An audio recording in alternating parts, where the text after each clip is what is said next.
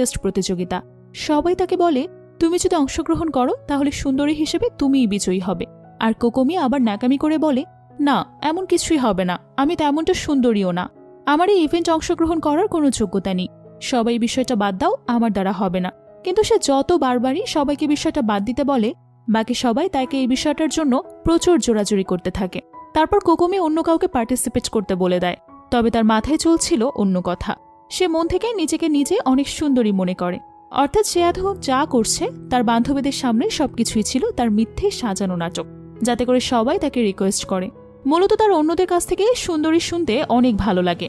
এমন সিচুয়েশনে খুসো কোকোমির mind rich করলে জানতে পারে সে আগে থেকেই জানে এই ইভেন্টে অংশগ্রহণ করলে সে জিতে যাবে, কিন্তু সে শুধু শুধু তার বান্ধবীদের সামনে অভিনয় করছে।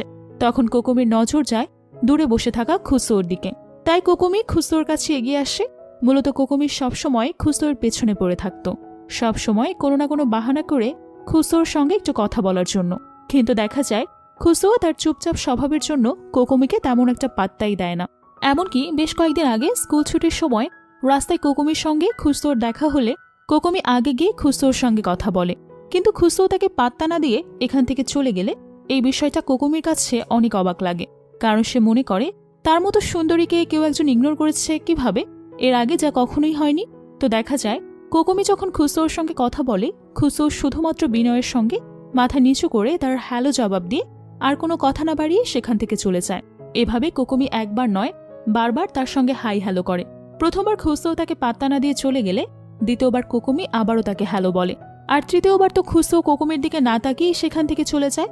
এটা দেখে কোকোমি অনেক রেগে যায়, সে তার নিজের চোখকেই বিশ্বাস করতে পারে না। তাই সে শেষবারের মতো খুসোকে টাচ করে হ্যালো বলতে চায়। এবারও দেখা যায় খুসো কোনো রকম পাশ কাটিয়ে পুরোপুরি তার চোখের সামনে থেকে মুহূর্তের ভেতরেই গায়েব হয়ে যায়। তখন কোকোমি এদিক ওদিকে খুসোকে সব জায়গায় তন্ন তন্ন করে খুঁজতে থাকে, কিন্তু তাকে কোথাও খুঁজে না পেলে এক পর্যায়ে কোকোমি মনে করে হয়তো এটা তার মনের ভুল। আর এই দিনের পর থেকে কোকোমি খুসোকে নিয়ে অনেক টেনশন করে, আর এত চিন্তা ভাবনা করে সে খুসোর প্রেমে পড়ে যায়। তাই যে কোনো বাহানায় ছলে ছুতোয় সবসময় খুসোর কাছাকাছি আসার চেষ্টা করে সে।